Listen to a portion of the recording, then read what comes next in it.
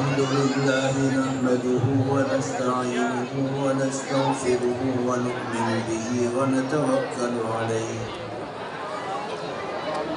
ونعوذ بالله من شرور أنفسنا ومن سيئات أعمالنا من يهده الله فلا مضل له ومن يضلله فلا هادي له ونشهد أن لا إله إلا الله وحده لا شريك له ونشهد أن سيدنا وسندنا وحبيبنا ومولانا محمدا عبده ورسوله صلى الله تعالى عليه وعلى آله وأصحابه وبارك وسلم أما بعد فأعوذ بالله من الشيطان الرجيم بسم الله الرحمن الرحيم ألف لام ميم ذلك الكتاب لا ريب فيه هدى للمتقين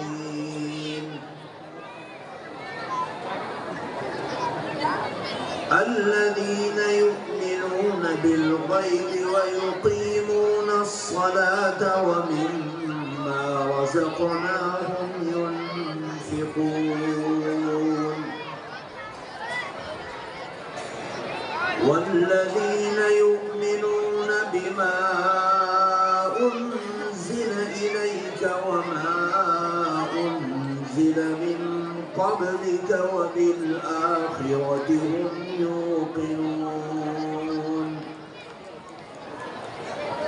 أولئك على هدى من ربهم وأولئك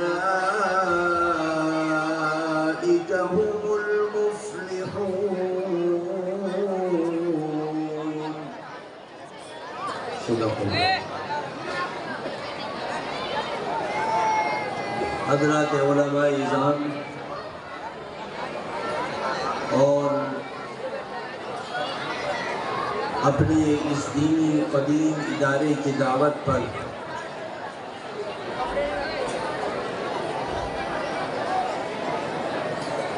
دستار بندی کے اجلاس میں انتہائی محبت عقیدت احترام کے ساتھ جمع ہونے والے نوجوان بزرگ پیارے بچے بچیاں پردہ نشین خواتین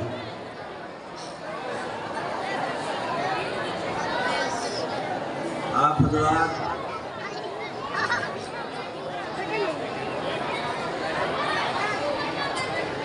یہاں اپنے قیمتی وقت کو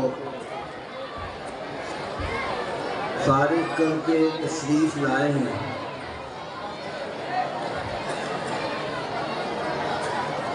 آپ حضرات کے سامنے قرآن کی تلاوت کرنے والے نظم و نعت کو پیش کرنے والے اور تقریر و خطابت کے ذریعے سے آپ کی دینی پیاس کو بجھانے والے بہت قیمتی وقت کو فارغ کر کے آپ کے سامنے آپ کی دعوت پر حاضر ہوئے ہیں اس لیے ضرورت ہے اس بات کی آج کی مجلس میں ہم اس فائدے کو حاصل کرنے کی کوشش کریں جو فائدہ ہماری دنیا اور آخرت میں کامیاب بنانے کی اور کامیاب کرنے کی ذریعہ اور سبب ہے میرے دوستو سنجیدگی کے ساتھ دین کی کی بنیادی اور چند باتیں آپ حضرات کے کانوں میں ڈال کر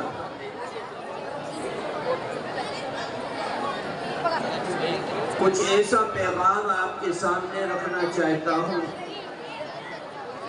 جو میرے لیے بھی اور آپ کے لیے بھی نفع کا باعث ہے۔ بہت لمبا چوڑا بیان نہیں، مختصر چند باتیں جو ہمارے اس زمانے میں جو فتنوں کا زمانہ ہے، اس فتنے کے زمانے میں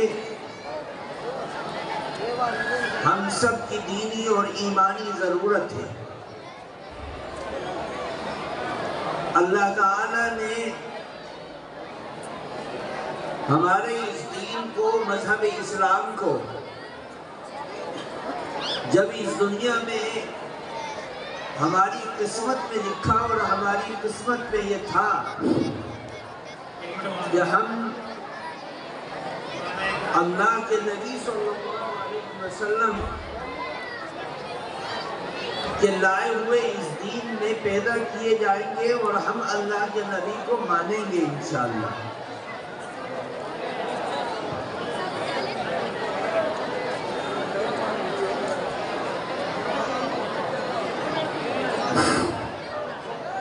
آپ حضرات جو پیچھے کھڑے وہ آگے آ جائیں اور ان بچوں کو یہاں سے پیچھے کر دیں۔ بچے شور مچا رہے ہیں، کوئی فائدہ نہیں ہو رہا اس سے۔ یہ بچوں کو اٹھا کے پیچھے کر دو اور بڑے جو ہیں وہ آگے آ جائیں، پیچھے سے اٹھ کر کے آگے آ جائیں آپ حضرات، اور بچوں کو پیچھے کر دیں، اور جو راستے میں کھڑے ہیں وہ راستے میں سے اندر آ جائیں یہاں ادھر۔ برآمدے میں بچوں کو برآمدے میں بھیجنے سے بیٹھ جائیں گے بچے، اور جو خواتین اوپر بیٹھی ہوئی ہیں ان کا شور نیچے تک آ رہا ہے، وہ خاموش ہو جائیں تبھی کچھ فائدہ ہوگا سننے کا۔ کیا جو بھائی کیا جو بھائی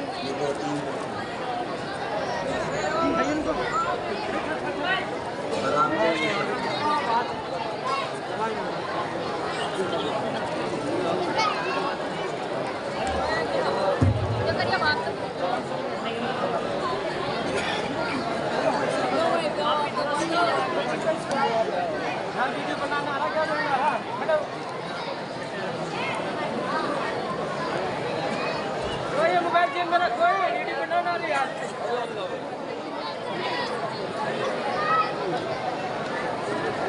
بھائی جو پیچھے بیٹھے ہوئے ہیں میری گزارش ہے کہ آپ مل جائے، ایسا نہ کریں۔ ہمارے چچا جو بیٹھے ہیں، آپ بھی چچا آگے کو آ جائے تھوڑا سا۔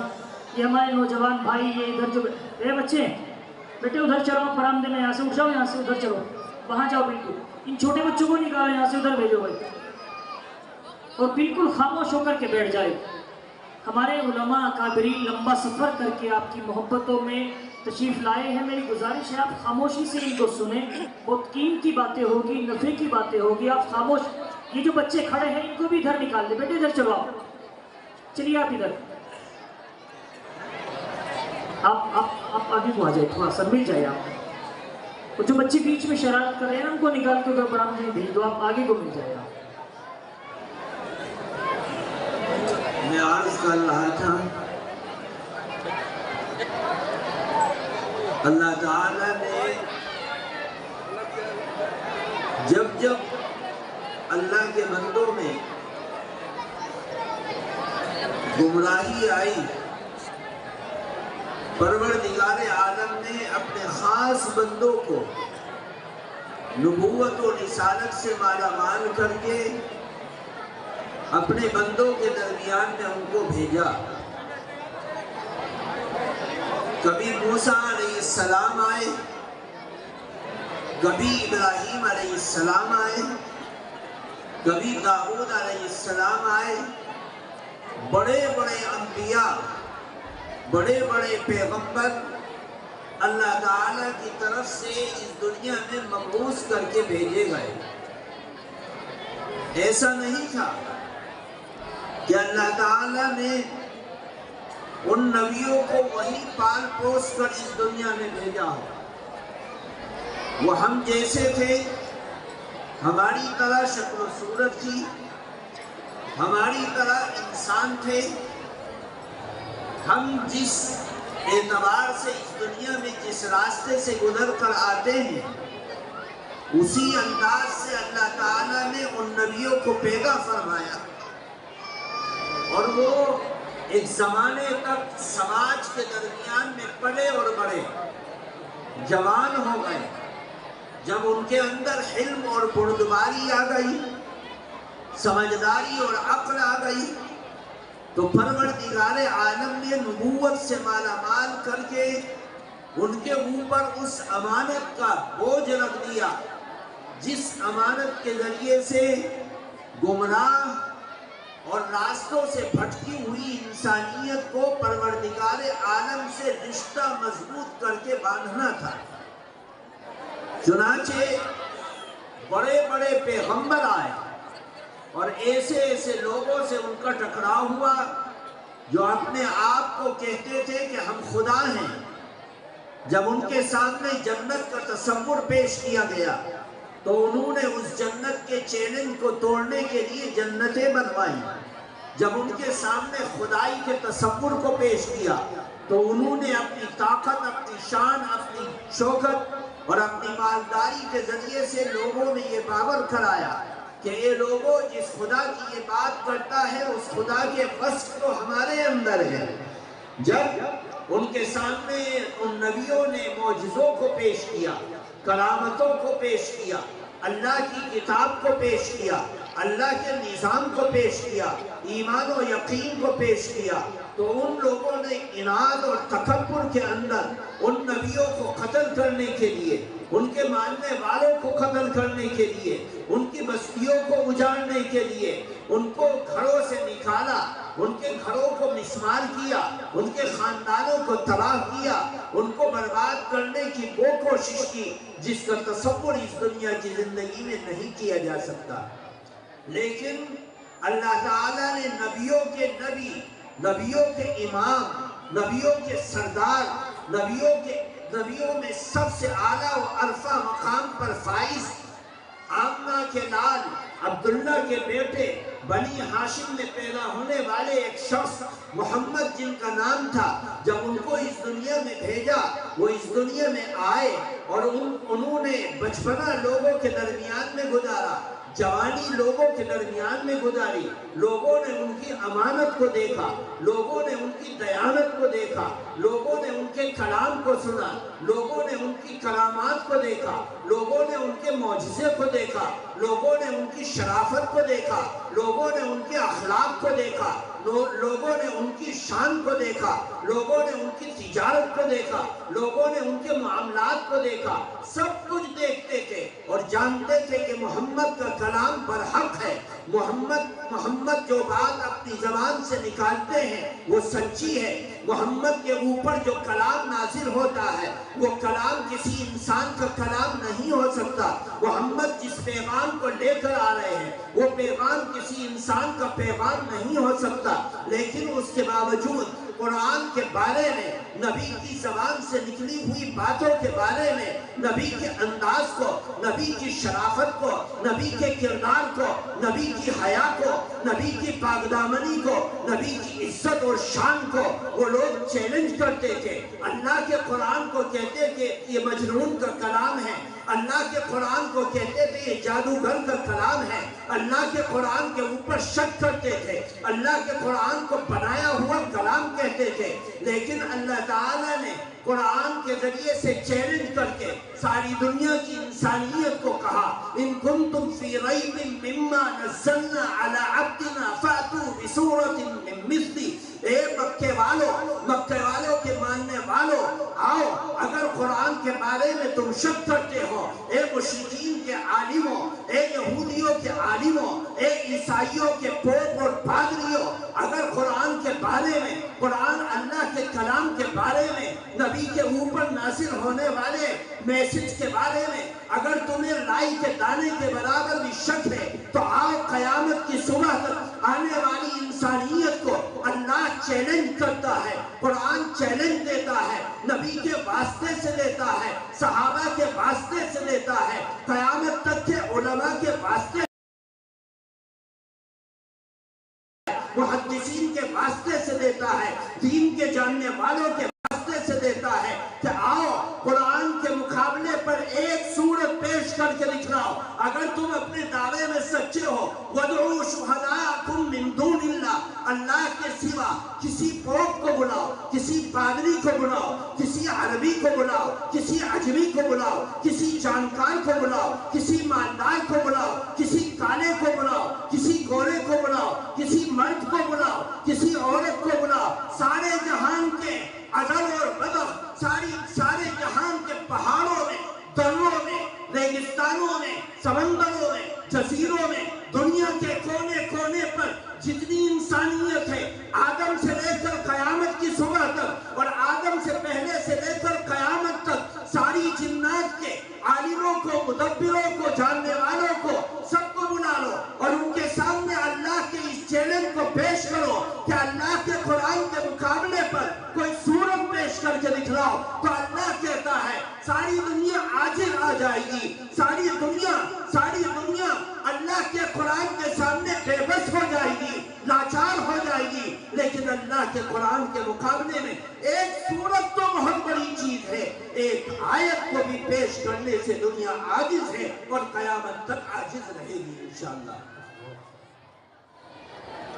معارف القرآن کے مفسر جب قرآن کی ان آیتوں کی تفسیر کرتے ہیں تو بیان کرتے ہیں اللہ ہر نبی کے ساتھ معجزہ دیتا ہے اور وہ معجزہ اس نبی کی زندگی تک سارے جہان کے انسانوں کے سامنے اس کی حقانیت و صداقت کا اعلان کرتا ہے۔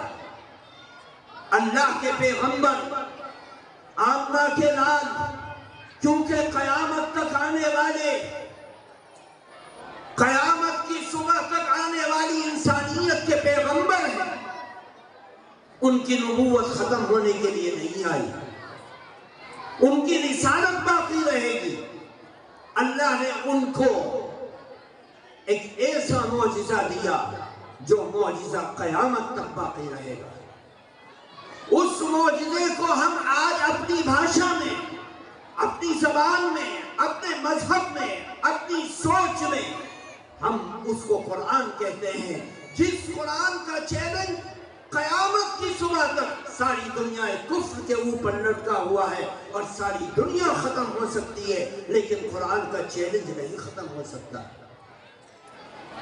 نبی کی صداقت کا اعلان یورپ کی گلیوں میں، برف پوش پہاڑیوں کے دروں میں، لیک زاروں میں، سمندر کی موجوں میں، آقا نامدار محمد عربی صلی اللہ علیہ وسلم کے زمانے سے لے کر آج تک اور آج سے لے کر قیامت تک ساری انسانیت کے سامنے کھڑا ہے کہ دنیا کے لوگوں کو قتل کیا جا سکتا ہے، ان کے جسموں کے لوتھڑے بکھیرے جا سکتے ہیں، ان کے بچوں کو قتل کیا جا سکتا ہے، ان کی عورتوں کے جسموں سے کھلواڑ کیا جا سکتا ہے، ان کے مکانوں کو مسمار کیا جا سکتا ہے، ان کے خاندانوں کو اجاڑا جا سکتا ہے، ان کے ملکوں کو صفحہ ہستی سے مٹایا جا سکتا ہے، سب کچھ کیا جا سکتا ہے، لیکن اللہ کا قرآن زندہ ہے،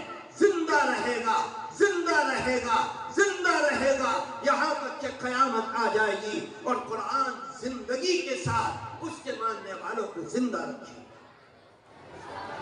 اللہ کا وعدہ ہے،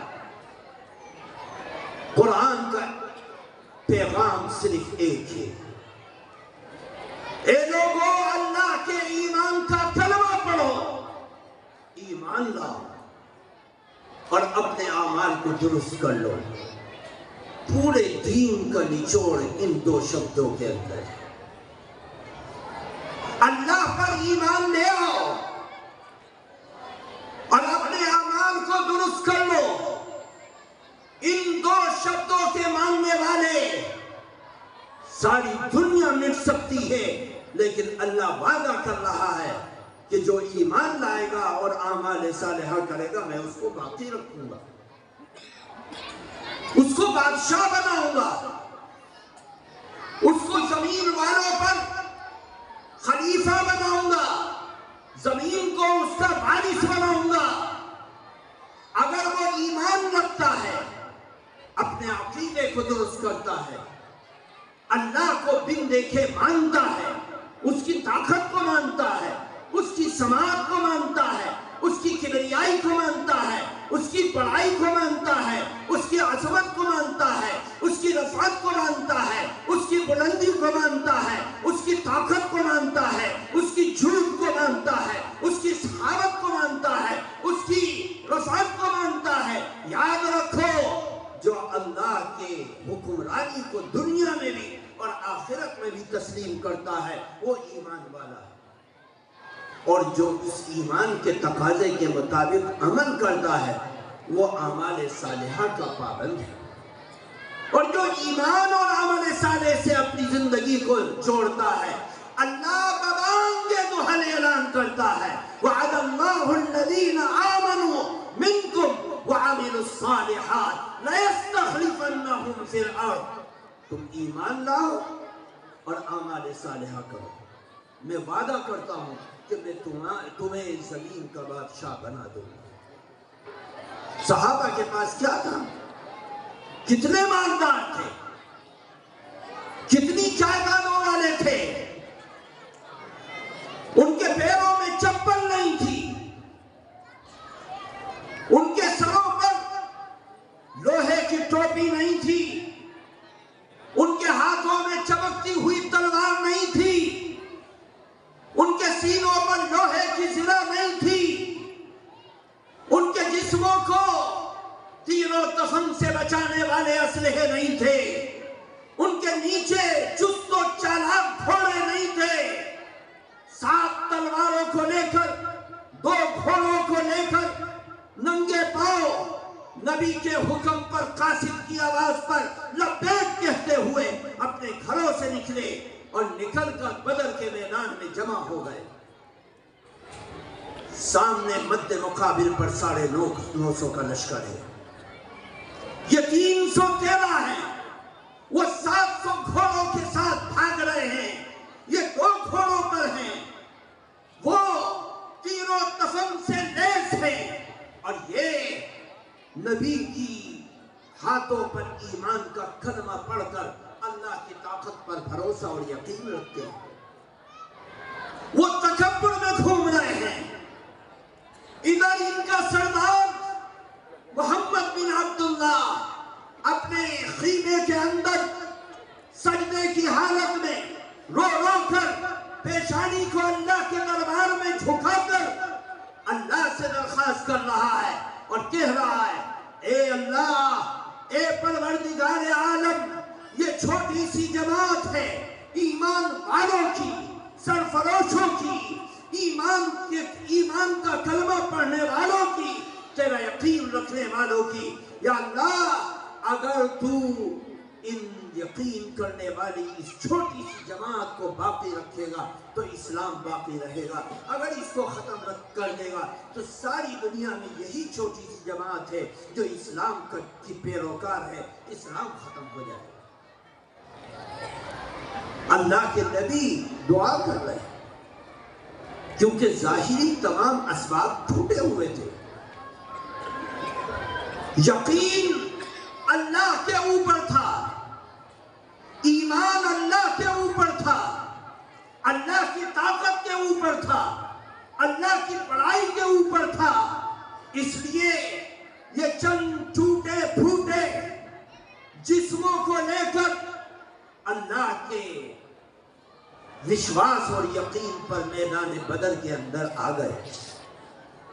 फिर दुनिया ने देखा अल्लाह ने उस लड़ाई की को जो कुरान में पेश किया है और जो बयान किया है कि 3000 फरिश्ते भेज दिए, 5000 फरिश्ते उनकी मदद के लिए भेज दिए। फिर दुनिया ने देखा बड़े बड़े सूर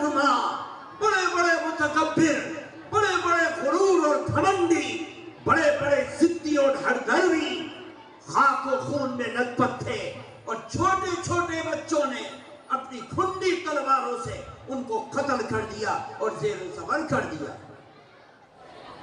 ये ईमान की सच्चाई और आमाल सालिहा की बरकत थी। अल्लाह ने जिसको इस कुरान के जरिए से उम्मत के दरमियान में भेजा, उनका ईमान कुछ और नहीं था। जिस कुरान को पढ़कर, जिस कुरान को सुनकर, जिस कुरान को जानकर, जिस कुरान को समझकर उन्होंने ईमान का कलमा पढ़ा था, आज वो कुरान जिंदा है और क़यामत तक इंशाअल्लाह जिंदा रहेगा। अल्लाह के नबी इस दुनिया से चले गए क्योंकि इंसान हर जानदार को मौत आनी है। उन्होंने करवट कर लिया, पर्दा फरमा लिया और वो पर्दा करके चले गए। अल्लाह ने उनको सुना दिया, अल्लाह ने उनको उनकी आराम की जगह में पहुंचा दिया।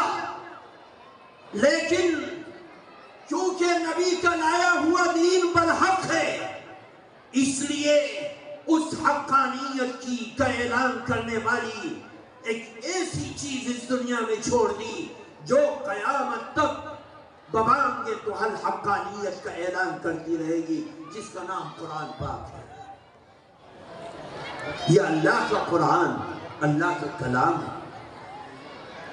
सारी दुनिया मिलकर इसमें एक ज़बर, एक ज़ेर, एक पेश, कुरान की एक आयत को इधर से उधर करना, उसमें कमी बेशी करना, उसके कलमे को पुरहे बारीक करने की ताकत किसी के अंदर नहीं है कि वो बारीक करके उसके अंदर तहरीर कर दे, बा के नुक्ते को खत्म कर दे, हा के नुक्तों को खत्म कर दे, जीन के नुक्ते खत्म करके हा बना दे, खा के नुक्ते को नीचे कर जीम बना दे। नहीं, सारी दुनिया में किसी भी बड़े से बड़े मुखालिफ की हरकत ये कामयाब नहीं हो सकती। उसका सबब क्या है? क्या अल्लाह ऐलान कर रहा है, अल्लाह के नबी के पास वही आ रही है, कुरान जिब्रील लेकर आ रहे हैं। अल्लाह के नबी के दिल में ये बात आई कि अल्लाह का कुरान आ गया है, कहीं इन आयतों को मैं भूल न जाऊं। अल्लाह कुरान में फरमाता है, नबी बार बार उस कुरान की आयतों को पढ़कर रटने लगे। अल्लाह का कुरान कहता है, ला तुहर्रिक बिही लिसानक लितअजल बिही इन्ना अलैना जमअहु व कुराना। ए मोहम्मद, आप कुरान की आयतों को जल्दी जल्दी पढ़ के महफूज रखने के लिए कोशिश न करें। इसको पढ़वाना, इसको जमा करवाना ये आपकी जिम्मेदारी नहीं, हमारी जिम्मेदारी है। और ये जिम्मेदारी कौन पूरा कर रहा है? क़यामत तक अल्लाह ने उसका सबब बनाया कुरान के हुफ़ाज़ को। छोटे छोटे बच्चे, मासूम बच्चे, नबी की नबूवत को सरफराज रखने के लिए, नबी की नबूवत का डंका बजाने के लिए, नबी की समाकत का ऐलान करने के लिए अल्लाह इस कुरान की आयतों को, इसके बोल को, इसके अंदाज को, इसके पढ़ने को, इसके लोगों के सीनों में जिंदा करने के लिए अल्लाह ने हर जमाने में एक जमात इस्लाम के अलम बरदार रखी है, जो इस्लाम के हक्कानियत के लिए अपना जान और माल कुर्बान करती है। अल्लाह के नबी को मुसलमानों से अपने जमाने के बाद सबसे बड़ा डर किस चीज से था? क्या आखिर जमाने में मेरे मानने वालों का ईमान आमाल बद की वजह से, बुरे आमाल की वजह से कमजोर हो जाए, वो कुरान के रास्ते को छोड़ देंगे, वो कुरान को समझने का रास्ता छोड़ देंगे। वो कुरान की आयतों में जो हिदायत का नूर है, उस हिदायत के नूर को अपनी जिंदगियों में जिंदा करना छोड़ देंगे। इस्लाम रहेगा लेकिन एक नाम के साथ, ईमान रहेगा रस्म रिवाज के साथ, नबी की मोहब्बत रहेगी लेकिन एक कल्चर बनकर तहजीब और सकाफत बन जाएगी। लोग नबी से मोहब्बत के दावे करेंगे लेकिन उस मोहब्बत को अपनी जान, अपना माल, अपनी इज्जत, अपनी आबरू, अपनी चाहत, अपनी ख्वाहिश उससे साबित करके नहीं दिखला सकते। नतीजा ये होगा कि इस्लाम एक फैशन बनकर रह जाएगा। मेरे दोस्तों, बुजुर्गों, ये सब चीजें जब हो जाएंगी तो अल्लाह के नबी उम्मत को डरा रहे हैं कि एक शख्स आएगा जिसका नाम और लक़ब दज्जाल होगा, और वो लोगों में आकर अपनी खुदाई का दावा पेश करेगा और कहेगा, ए लोगों, मैं खुदा हूं। देखो खुदा की सिफत क्या होती है, मुर्दे को जिंदा कर देता है, जिंदों को मुर्दा कर देता है। वो एक नौजवान को बुलाएगा और उसको कत्ल कर देगा, देखो मैंने मार दिया। कब्र के पास जाएगा, कब्र से मुर्दा खड़ा हो जाएगा और उसको जिंदा कर देगा। अल्लाह उसको ये शक्ति और ताकत देगा एक समय तक के लिए। कमजोर ईमान वाले उसकी इस ताकत को देखकर उसका कलमा पढ़ने वाले बन जाएंगे। अल्लाह के नबी दुआ कर रहे और बार बार इस दुआ को सिखला रहे, ए मेरे सहाबा, दुआ मांगते रहो, अल्लाहुम्मा इन्नी अऊज़ु बिका मिन फितनतिद दज्जाल। ए अल्लाह, हम आपकी पनाह चाहते हैं उस दज्जाल के फितने से, जो दज्जाल मिनटों सेकंडों में ईमान को गारत करने की ताकत रखता है। मेरे दोस्तों, बुजुर्गों, उम्मत उस तरफ जा रही है जब कुरान का पैगाम कमजोर होगा, ईमान कमजोर होगा, इस्लाम कमजोर होगा, इस्लाम के मानने वाले कमजोर होंगे, इस्लाम को समझने वाले कमजोर होंगे, इस्लाम का कलमा पढ़ने वाले कमजोर होंगे, और इस्लाम की मुखालफत करने वाले, सच्चाई को कुचलने वाले, कुरान को मिटाने की ताकत रखने वाले, कुरान को खत्म करने की अपने इरादे जाहिर करने वाले ताकतवर हो जाएंगे और सर चढ़कर बोलेंगे, और दुनिया में फितना और फसाद ऐसा फैलेगा कि दुनिया की कोई ताकत उस फितने और फसाद को रोक नहीं पाई। उसका नमूना हम देख रहे हैं हमारी नजरों के सामने। जो फितना आता है सच्चाई के खिलाफ, उस फितने की मदद करने वाले, उसको पानी देने वाले, उसको ताकतवर बनाने वाले लोग, बड़ी बड़ी ताकतें खड़ी हो जाती हैं और खड़े होकर सिर्फ इस वजह से कि इस्लाम की मुखालफत पाई जाती है, मुसलमान की मुखालफत पाई जाती है, सच्चाई की मुखालफत पाई जाती है, इसलिए उसको पानी देकर ताकतवर बनाने की कोशिश करते हैं। ये नहीं समझते कि ये दुनिया की बर्बादी और तारीकी की तरफ ये फितना ले जा रही है। दुनिया अपने अंतिम की तरफ जा रही है, दुनिया अपनी मौत की तरफ जा रही है, दुनिया अपनी तबाही की तरफ जा रही है। कुरान बार बार ऐलान करता है कि ऐ लोगों, ईमान लाओ, आमाल सालिहा करो। क्यों कर रहा है? इसलिए कि ईमान और आमाल सालिहा की पुख्तगी तुम्हें शैतान के हर फितने से महफूज कर सकती है, शैतान के हर मकरो फरेब से बचा सकती है।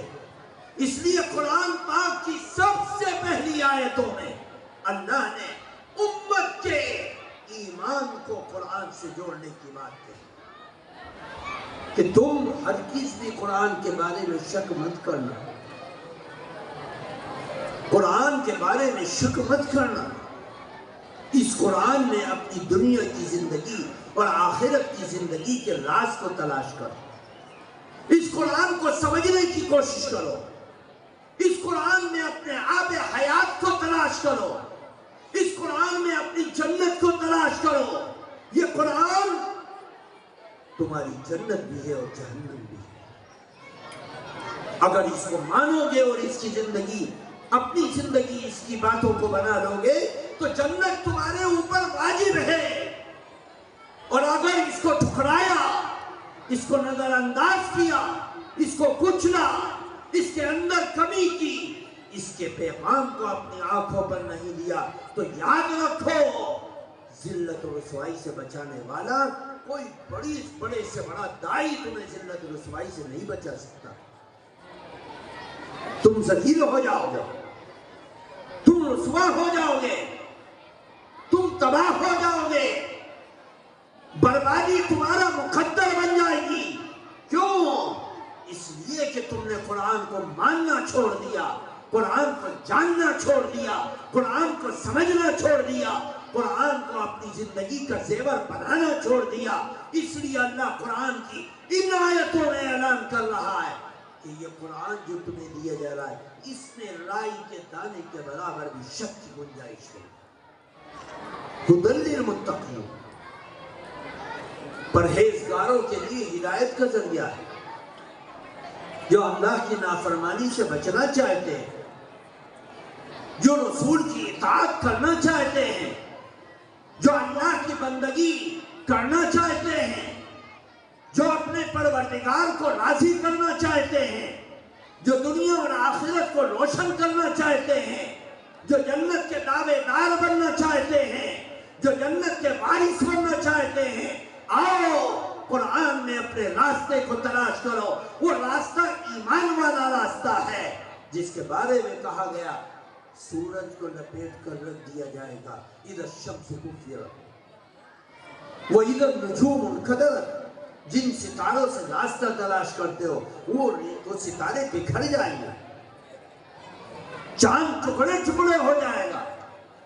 اب قیامت کا دن ہوگا اور میدان محشر قائم ہوگا, میزان ترازو لگ جائے گا, حساب و کتاب ہو جائے گا اور اعلان ہوگا جاؤ مومنین چلے جاؤ خرامہ خرامہ جنت کی چوکھٹ کی طرف. اور مجرمین کو کہا جائے گا, ان کو ہانک دیا جائے گا جہنم کی طرف, جیسے بکری کے لیبڑ کو ہانک دیا جاتا ہے. اللہ قرآن میں کہتا ہے اس وقت اندھیرا ہو, ہر شخص کی پیشانی پر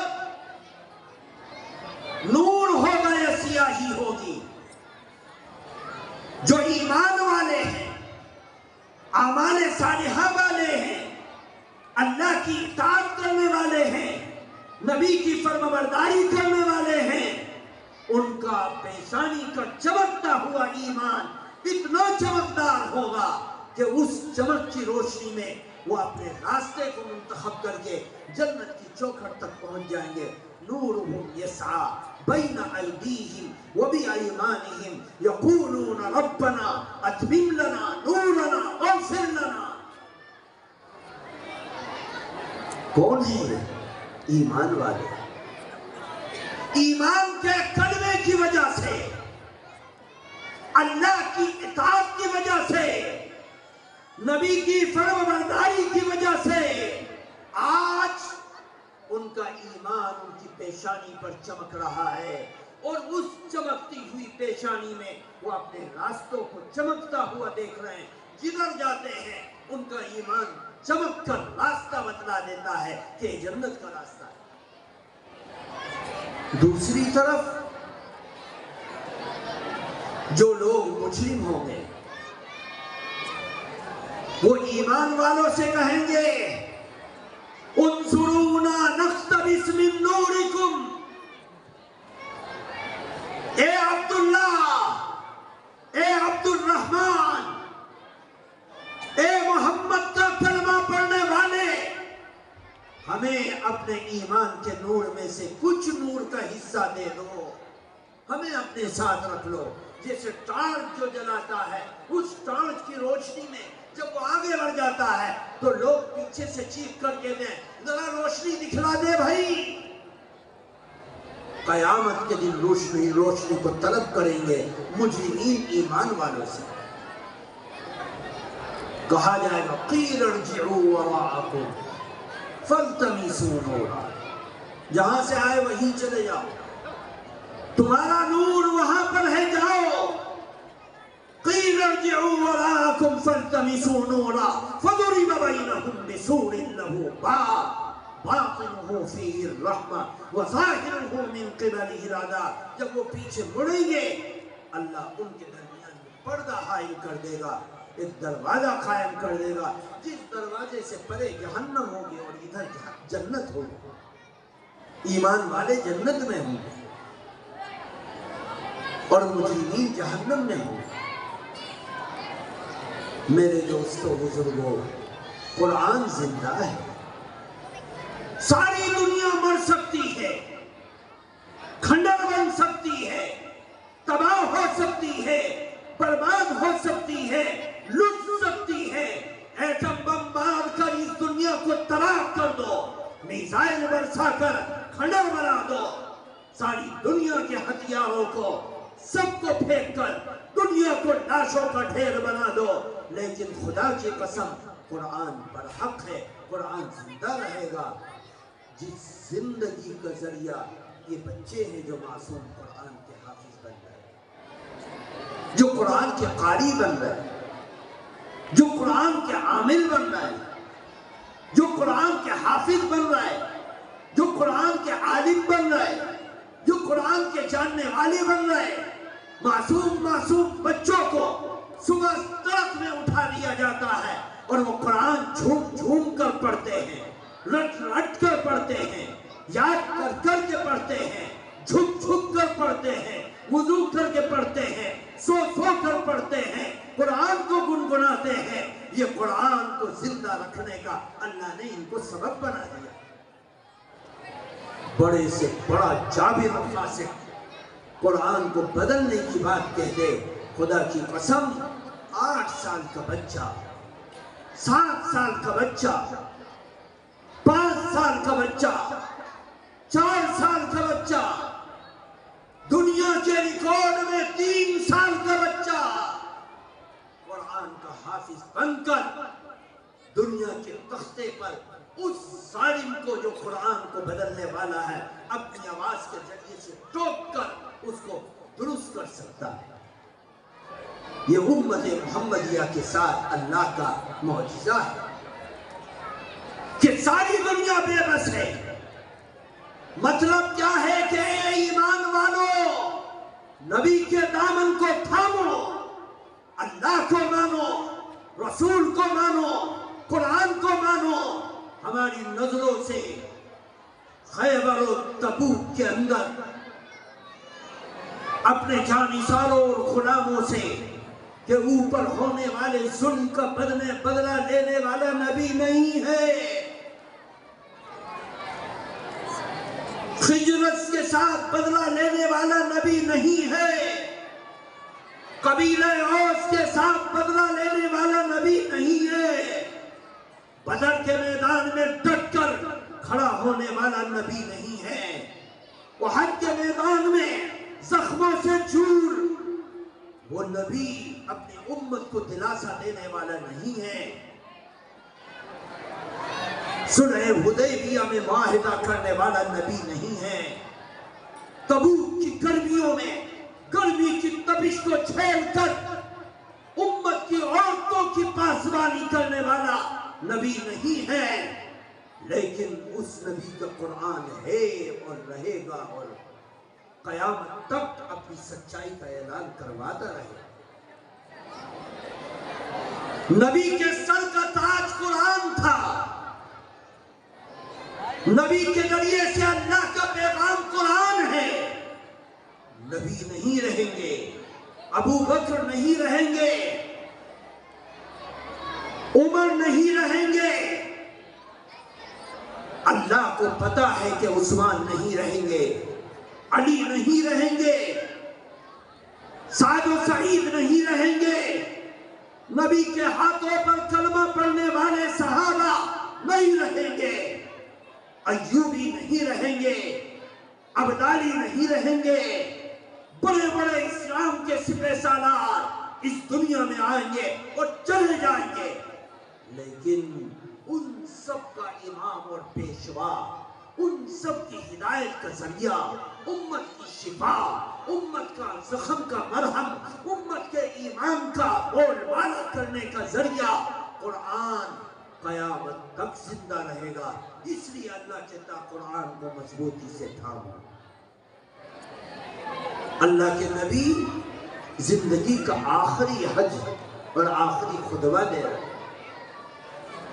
जबल रहमत की पहाड़ी पर खड़े हैं, एक पत्थर की चट्टान पर खड़े होकर आप बयान कर रहे और आप अपनी जबान में अक़दत से निकाल रहे कि ए लोगो, या अय्युहन्नास, ए लोगो, हल बल्लगतुल अमाना, क्या मैंने जो अल्लाह ने मुझे अमानत सुपुर्द की थी वो अमानत तुम तक पहुंचा दी? नबी के पास जो अमानत आई वो सबसे बड़ी अमानत कौन सी थी? कुरान। मुझे कुरान के अल्फाज मिले, सूरतें मिली, अखलाक मिले, पैगाम मिला। ए लोगों, अल्लाह की दी हुई अमानत क्या मैंने तुम तक पहुंचा दी? तमाम सुनने वाले सहाबा ने बैक ज़बान ऐलान किया, बला या रसूल अल्लाह, हाँ क्यों नहीं, ए अल्लाह के पैगंबर, आपने अमानत को जू का तू हम तक पहुंचा दिया। ला अज़ीदु वला अनकुस, अल्लाह ने मुझे जो अमानत दी मैंने तुम तक पहुंचा दिया, न उसमें कोई ज़्यादती की, न उसके अंदर कोई कमी की। अल्लाह के नबी ने एक कदम आगे बढ़कर उनसे कहा, तरक्तु फीकुम अमरैन, ए मेरे मानने वालों, मैं तुम्हारे दरमियान में दो चीजें छोड़कर जा रहा हूं। अस्सु अलैहा बिन नवाजिज़, अपने दांतों के जबड़ों से उसको मजबूती से थाम लो। वो क्या है दो चीजें? उन दो चीजों का नाम दीन है, उन दो चीजों का नाम इस्लाम है, उन दो चीजों का नाम अल्लाह ने मजहब इस्लाम रखा, ताबेदारी रखा। जन्नत जिसका नतीजा है और जिसका महवर, जिसका नमूना अबू बकर और उमर है, उस्मान और अली है, साद और सईद है, अब्दुल रहमान है, जुबैर और तलहा है, बड़े बड़े अजिल्ले सहाबा हैं जो कुरान का नमूना है। सहाबा और से सुनने लगे कि वो दो चीजें क्या हैं जो अल्लाह के नबी हमें छोड़ कर गए। फरमाया, सुन्नतुल्लाह व सुन्नतु रसूल, अल्लाह का तरीका। अल्लाह को किसने देखा? नहीं देखा। अल्लाह खुद कह रहा है, युमिनून बिल गैब, मुत्तकी कौन है, परहेजगार लोग कौन हैं जो अल्लाह पर ईमान लाए, हालांकि अल्लाह को उन्होंने नहीं देखा, क्योंकि बंदे के अंदर सख्त और ताकत नहीं कि वह अल्लाह की नूरानी अंदाज को देखे, अपनी जाहिरी आंखों से देखने की ताब नहीं है। अल्लाह ने अपने कलाम को, जो अल्लाह का सिफत है, उसको भेज दिया। वो कलाम कुरान की शक्ल में आया कि ए लोगों, मेरी जात को जैसी मेरी शान है तुम नहीं देख सकते। मूसा ने जिद की थी, ए अल्लाह मैं आपको देखना चाहता हूं। अल्लाह ने इनकार किया कि ए मूसा तुम ताब नहीं रखते। इंसान जाहिरी जिस्म से उस नूरानी चीज को, उस नूरानी जात को कैसे देखेगा? लेकिन मूसा डट गए। اور کہا کہ اللہ میں دیکھوں گا۔ اللہ نے کہا آؤ طور پہاڑ پر بلائے گئے۔ اللہ نے ایک ادنا سی جھلک ان کے اوپر اتاری اور وہ نور کا ایک چنگاری سی ان کی نظروں کے سامنے آئی۔ اللہ کو قرآن کہتا ہے اوندھے منہ زمین پر گر گئے، تاب نہ لا سکے۔ لیکن اللہ کا کلام صاف کر کے، ستھرا کر کے، آسان کر کے، وَلَقَدْ يَسَّرْنَا الْقُرْآنَ لِلذِّكْرِ فَهَلْ مِن مُدَّكِرٍ۔ قرآن کو ہم نے آسان کر کے اتار دیا ان لوگوں کے لیے جو اس قرآن کو ماننے کا جذبہ رکھتے ہیں۔ ہے کوئی اس قرآن سے ہدایت کو طلب کرنے کی تمنا کرنے والا؟ اس قرآن کو اللہ نے نبی کے واسطے سے اتارا۔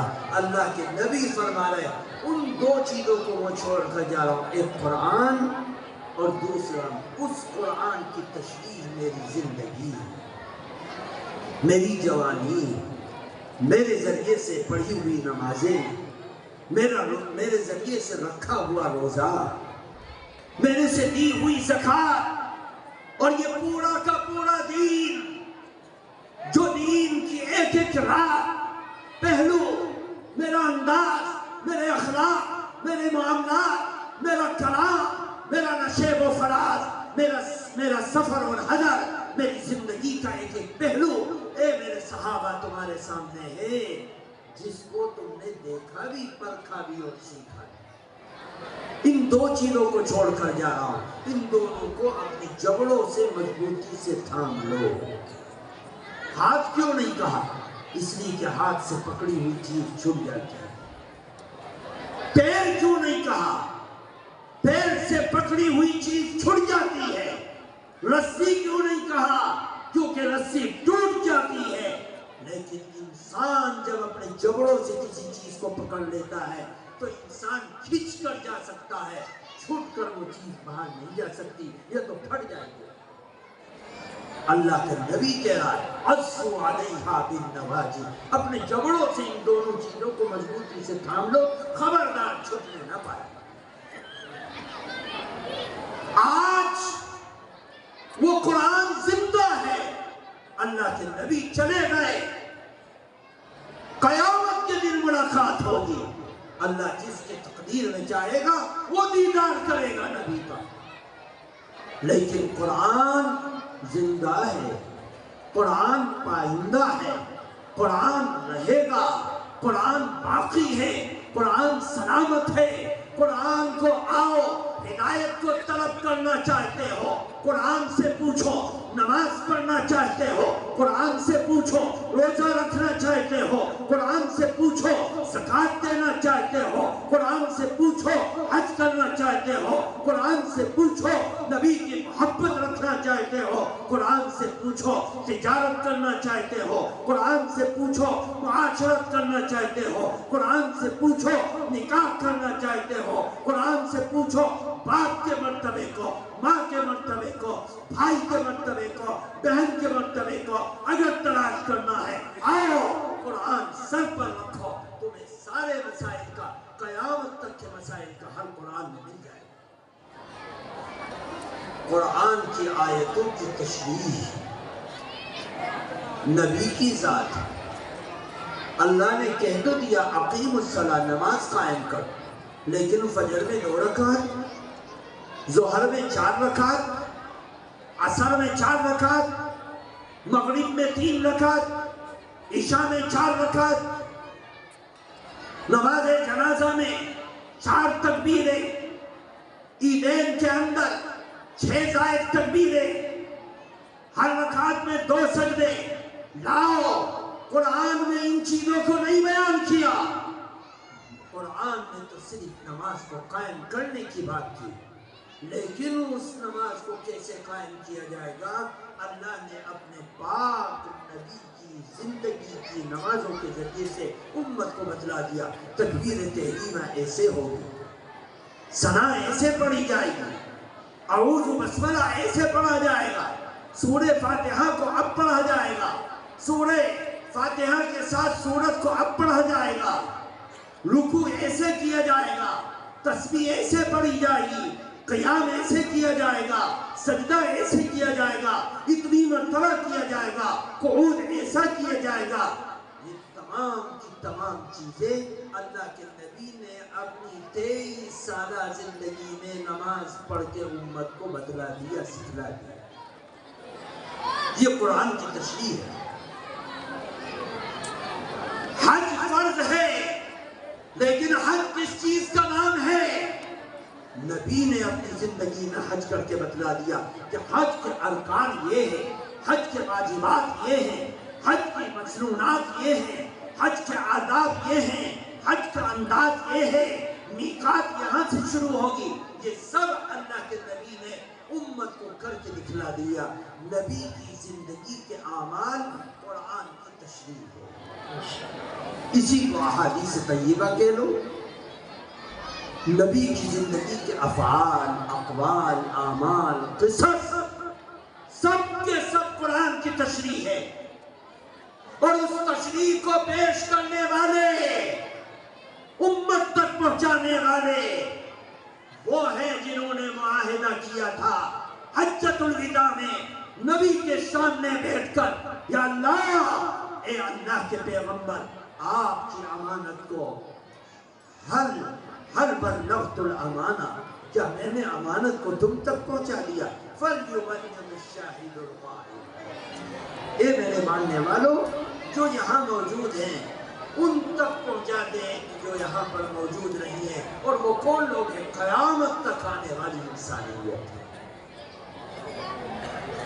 لاؤ احادیث طیبہ کی کتابیں اٹھا کر، بخاری کو لاؤ، مسلم کو لاؤ، ابو داؤد کو لاؤ، نسائی کو لاؤ، ترمذی کو لاؤ، طحاوی کو لاؤ، مسند احمد کو لاؤ۔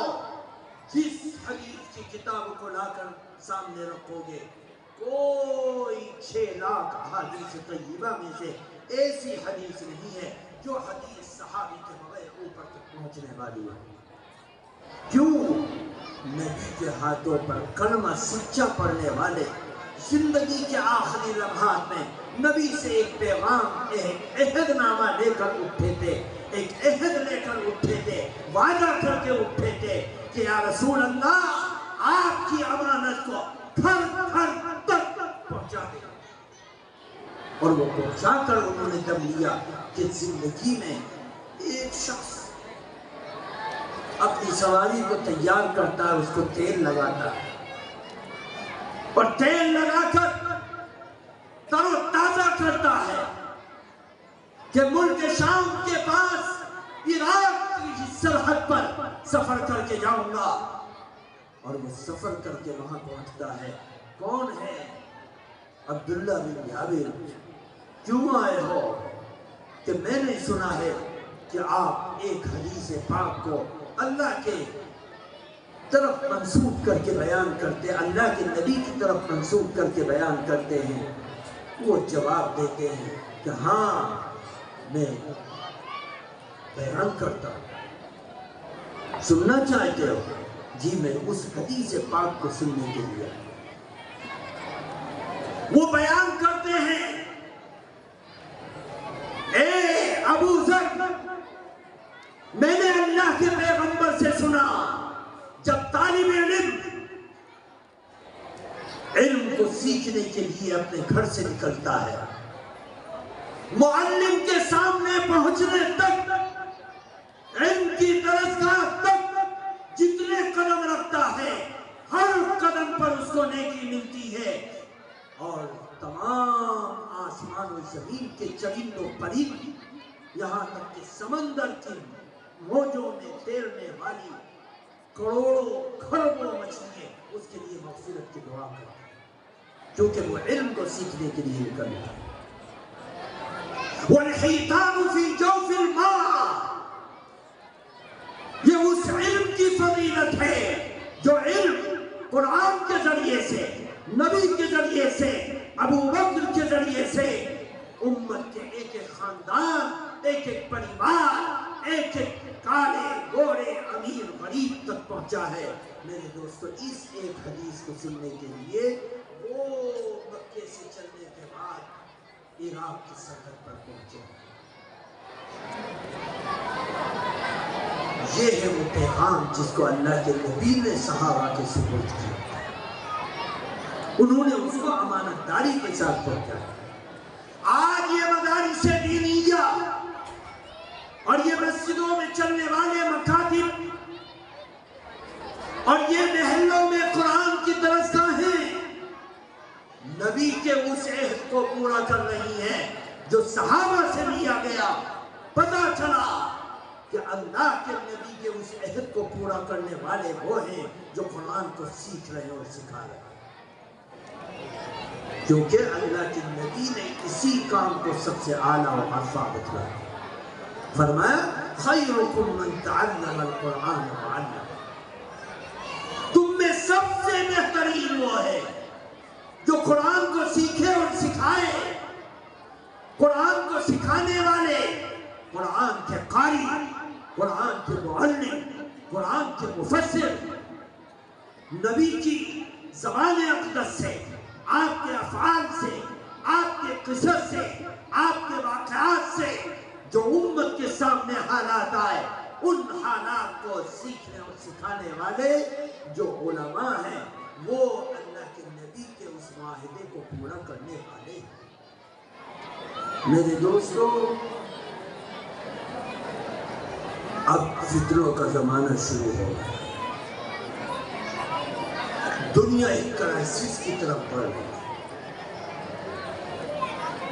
دنیا میں روزگار سے زیادہ بجٹ اور خزانوں کے دہانے کھولے جا رہے ہیں کہ ہم اسلحہ بنانے کی فیکٹری لگائیں گے، ہم کارخانے لگائیں گے، ہم دفاع کے اوپر اپنے خزانوں کے دہانے کھول دیں گے۔ ساری دنیا ایٹم بم سے لے کر ایک چھوٹی سی بندوق کی گولی تک بنانے کے لیے جو کچھ ایڑی چوٹی کا زور لگا رہی ہے، دل پر ہاتھ رکھ کے بتلاؤ کہ یہ تمام میزائل، تمام کے تمام بندوق، تمام کے تمام توپ کے گولے اور یہ جنگی جہاز، یہ فائٹر طیارے، یہ ڈرون اور فلا اور چنا، یہ سب کس کے لیے بنایا جا رہا ہے؟ کتوں کے لیے، جانوروں کے لیے، درندوں کے لیے؟ یہ صرف اور صرف انسانوں کے لیے بنایا جا رہا ہے۔ انسانوں کے جسموں کے لوتھڑے بکھیرے جائیں۔ میرے نبی نے اسی کو کہا 1445 سال پہلے کہ عنقریب ایسا زمانہ آئے گا جب ملحمہ کبریٰ ہوگا، ایسی جنگ لوگوں پر مسلط کر دی جائے گی جو کاٹ کھانے والی ہوگی، خون کے لوتھڑوں کو بکھیرنے والی ہوگی، جو لوگوں کے جسموں کے پرخچے اڑانے والی ہوگی۔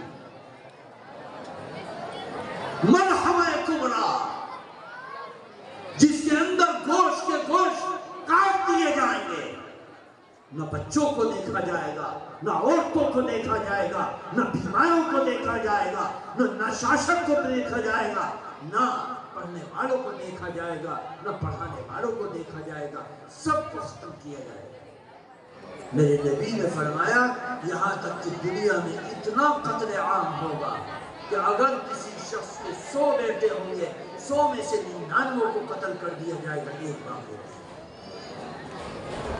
میرے نبی نے فرمایا کہ اتنی خطرناک جنگ ہوگی کہ اس جنگ میں اتنا قتل عام ہوگا کہ پرندہ اپنے علاقے سے اڑے گا اور صبح سے لے کر شام تک اڑتا رہے گا کہ کوئی زمین کا خالی ٹکڑا ایسا مل جائے جس کے اوپر کسی کی لاش پڑی ہوئی نہ ہو اور میں وہاں بیٹھ کر چل کر پھر کر چھپ سکوں۔ اللہ کے نبی نے فرمایا کہ وہ صبح سے لے کر شام تک زمین کی طرف آنکھیں کھول کر دیکھتا رہے گا کہ زمین کا کوئی ٹکڑا ایسا دکھ جائے جس میں لاش پڑی ہوئی نہ ہو۔ شام کو جب تھک ہار کر وہ گرے گا تو کسی لاش کے اوپر وہ گرے گا۔ زمین اللہ کی انسانوں کی لاشوں سے پھٹ جائے۔ کرائسس کی طرف جا رہی ہے، دنیا تباہی کی طرف جا رہی ہے۔ اب ایسے حالات میں دنیا کو کرائم سے بچانے کا واحد ایک راستہ ہے کہ اپنے نبی کے دامن کو مضبوطی سے تھام لو، اس کو چھٹنے مت دو، اس کو چھٹنے مت دو۔ اسی نبی کے دامن کے اندر عزت ہے، نبی کے پیغام میں عزت ہے۔ تمہیں سود میں جکڑ دیا جائے گا، حرام خوری میں جکڑ دیا جائے گا، قتل و غارت گری میں جکڑ دیا جائے گا، تباہی بربادی میں جکڑ دیا جائے گا، جھوٹ اور فریب میں جکڑ دیا جائے گا۔ تم اپنی نگاہوں کو صاف کرنا چاہو گے، خدا کی قسم 95% 5% احتیاطاً نکالتا ہوں، 95% آج انسانیت ایسی ہو چکی ہے کہ اگر وہ دعویٰ کرے کہ میں نے صبح سے لے کر شام تک کوئی گناہ نہیں کیا تو میں قسم کھا کے کہہ سکتا ہوں کہ وہ جھوٹ بول رہے ہیں۔ 95% جس موبائل کو تم رکھتے ہو اس کی اسکرین کی جب کال کرتی ہے تو عورت آتی ہے، جب اسکرین پر انگلی چلاتے ہو نامحرم کے اوپر نظر پڑتی ہے، جب اس کی رنگ ٹون بجتی ہے، میوزک کے ذریعے سے تمہاری سماعت ناپاک ہو جاتی ہے، جب اس کی اسکرین چمکتی ہے، اس کے چہرے کو دیکھ کر تمہاری آنکھیں ناپاک ہو جاتی ہیں، جب زبان پر اس سے بات کرتے ہو جھوٹ بول کر، فریب کر کے، دھوکہ دے کے، بے ایمانی کر کے، اپنے اخلاق، اپنے معاملات سب کچھ تباہ و برباد کر کے تم اپنے ایمان کو خراب کر دیتے ہو، اور قیامت بلا وجہ نہیں آئے گی، اس وجہ سے آئے گی۔ توبہ کا دروازہ بلا وجہ نہیں بند ہوگا، امانت کا دروازہ بلا وجہ نہیں بند ہوگا، اللہ اور اس کے رسول کی نافرمانی بلا وجہ نہیں ہوگی، سورج مشرق کے بجائے مغرب سے طلوع بلا وجہ نہیں ہوگا، چاند کو ٹکڑے ٹکڑے بلا وجہ نہیں کیا جائے گا، سورج کو لپیٹ کر بلا وجہ نہیں رکھا جائے گا، نہیں، صرف اس وجہ سے کہ دنیا گناہ کرتے کرتے اتنی عادی ہو جائے گی کہ اس گناہ کا احساس ان کے دلوں سے نکل جائے گا۔ سیلفی لینے والے، بلا وجہ فوٹو بنانے والے، بلا وجہ اپنی زندگیوں کو تباہ کرنے والے، موج مستیوں میں رہنے والے، وہ نوجوان مرد و عورت جنہوں نے اپنے ایمان کو تباہ کر لیا، فیس بک کے ذریعے سے، واٹس ایپ کے ذریعے سے، انسٹاگرام کے ذریعے سے، اور ہزاروں لاکھوں ان ویب سائٹوں کے ذریعے سے جس میں لڑکا لڑکی سے سنبندھ بناتا ہے، نہ لڑکی کو پتا ہے لڑکا کون ہے، نہ لڑکے کو پتا ہے لڑکی کون ہے۔ بسا اوقات ایسی مثالیں پیش آ جاتی ہیں کہ لڑکا لڑکی سے تعلق بنا رہا ہے، نہ لڑکی کو پتا نہ لڑکے کو پتا ہے، حالانکہ وہ دونوں ایک باپ ایک ماں کی اولاد ہیں، ایک باپ ایک ماں کی اولاد ہے۔ یہ سارے کے سارے گناہ جب میری ماں کے گھر میں آ جائیں گے، میری بہن کے گھر میں آ جائیں گے، میرے محلے اور گلیوں میں آ جائیں گے، تو یاد رکھو اس علاقے کے حاجی امداد اللہ کہتے تھے 2 چیزوں کی حفاظت کا وعدہ کر لو، میں تم سے وعدہ کرتا ہوں کہ تم اللہ کے ولی بن جاؤ گے، ایک زبان۔ آج کیا ہے؟ آج تم اگر کعبے کے پردوں سے لٹک کر اللہ سے دعا کر رہے ہو رو رو کر، تو تمہارے پیچھے کھڑا ہونے والا تمہاری جیب کو ٹٹول کر اس کو کاٹنے والا کاٹنے میں شرم محسوس نہیں کر رہا۔ مجھے ابھی راستے میں آتے ہوئے ایک صاحب نے بتلایا کہ فلاں محلے میں ایک شادی تھی، مسجد کا امام اس نوجوان لڑکے کو سمجھانے گیا کہ اے نوجوان، نکاح اللہ کے نبیوں کی سنت ہے، اس سنت میں گناہ مت کرو۔ اگر مسلمان اس دور میں نہیں سمجھے، جب کھلی آنکھوں سے دیکھ رہا ہے کہ دنیا بٹوارا کر رہی ہے، ایک طرف اسلام ایک طرف کفر، دنیا بچ رہی ہے اور سچائی کو دبانے کے لیے میزائل برسائے جا رہے ہیں، بم برسائے جا رہے ہیں، چست و چالاک فائٹر طیارے ملک کو، گھروں کو، بلڈنگوں کو، انسانوں کو، بچوں کو، عورتوں کو، بیماروں کو، زخمیوں کے جسموں کی پرخچے اڑا رہے۔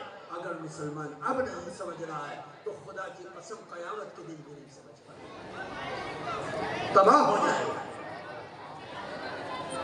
کب سمجھے گا مسلمان؟ اور کون سی گھڑی کا انتظار کر رہے ہو؟ اور کیا دیکھنا چاہتے ہو؟ کون ہے جو فلسطین کی ظلم کو دیکھ کر، اسرائیل کے ظلم کو دیکھ کر، اس پر برسنے والے ظلم کو دیکھ کر، فلسطین کے بچوں پر جس نے توبہ کا دروازہ اللہ سے کھولنے کی درخواست کی ہو اور وہ اللہ کے سامنے تائب ہو رہا ہو؟ کون ہے جس نے ایک وقت کا کھانا چھوڑ دیا کہ وہ بھوکے ہیں؟ کون ہے جو تڑپ رہا ہو؟ کون ہے جو اپنے سجدوں میں رو رو کر ان کے لیے انصاف کی بھیک مانگنے کے لیے تڑپ رہا ہو؟ امت بے حیث ہو گئی، بے غیرت ہو گئی، تباہ ہو گئی، برباد ہو گئی، اپنے مزاج کو بدل دیا۔ ہمارے سامنے ہمارے کاندھوں پر جنازے اٹھ جاتے ہیں، ہمیں احساس تک نہیں ہو پاتا۔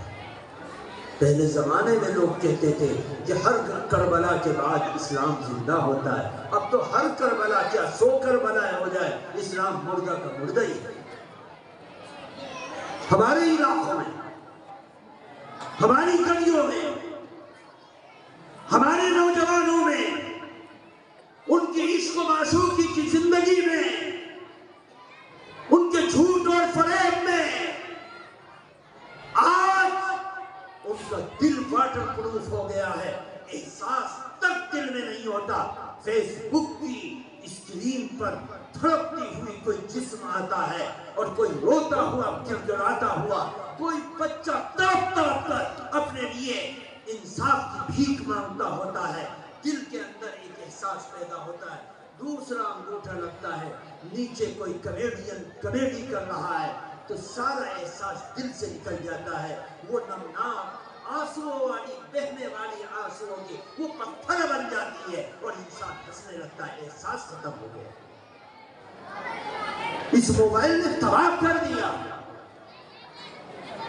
قرب قیامت نے تباہ کر دیا، احساس ختم ہو گیا، نوجوان بے غیرت ہو گیا، اللہ کے حدود کو تار کرنے والا بن گیا، نبی کی ناموس کو کچلنے والا بن گیا۔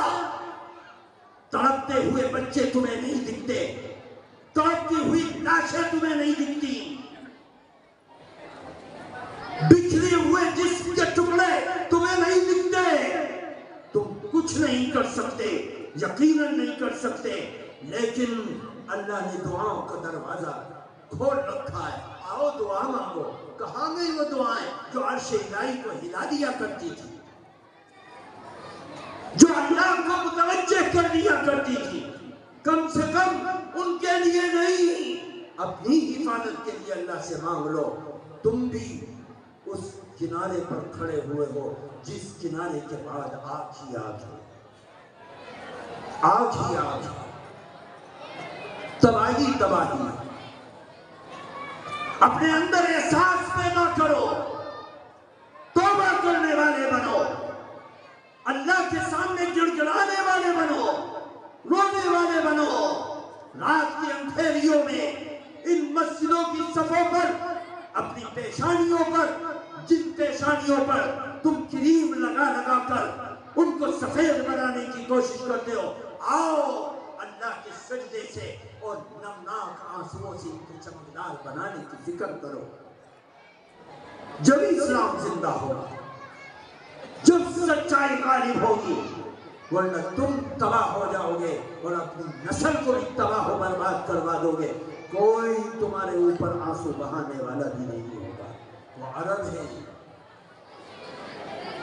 ان کے دائیں اور بائیں عرب ہیں، ملینوں اور ٹریلینوں ان کی اکنومی ہے، ان کے پاس فائٹر جیٹ ہے، ان کے پاس طیارے ہیں، ان کے پاس چست و چالاک سپاہی ہیں، ان کے پاس سب کچھ ہے، لیکن اس کے باوجود ان تڑپتی ہوئی لاشوں پر کوئی ان کا ساتھ دینے والا دکھائی نہیں دیتا۔ تمہارا کون ہے؟ تم کس کھیت کی مولی ہو؟ تم کہاں سے آئے ہو؟ تمہارا کون ماما اور نانا لگتا ہے؟ تمہارا کون رشتہ دار ہے؟ آؤ!